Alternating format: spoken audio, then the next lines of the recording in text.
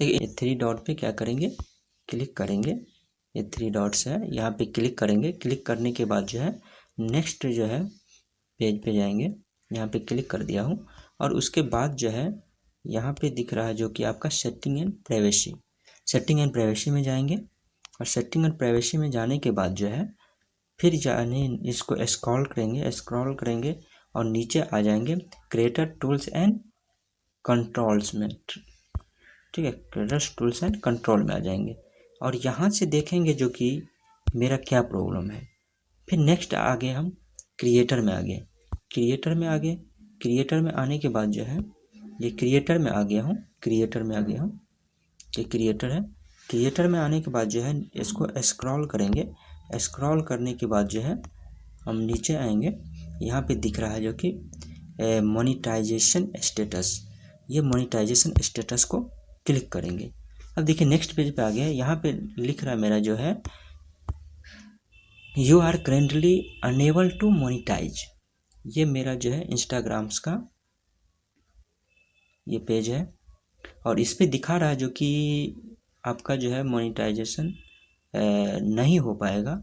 अभी जो है करेंटली अनअवेलेबल है, ये आपको मोनेटाइज नहीं किया जाएगा।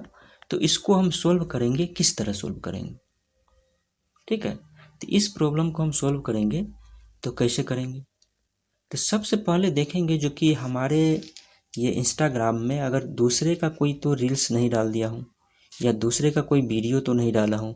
अगर डाल दिया हूँ तो उसे क्या करेंगे, डिलीट कर देंगे। डिलीट करने के बाद हम नेक्स्ट पे आ जाएंगे और जैसे उसको डिलीट कर देंगे, डिलीट करने के बाद जो है नेक्स्ट स्टेप पे आएंगे। नेक्स्ट स्टेप में क्या करना है, आप यहाँ पे नीचे देखिए, यहाँ पे लिख रहा है जो कि पार्टनर मोनेटाइजेशन पॉलिसी।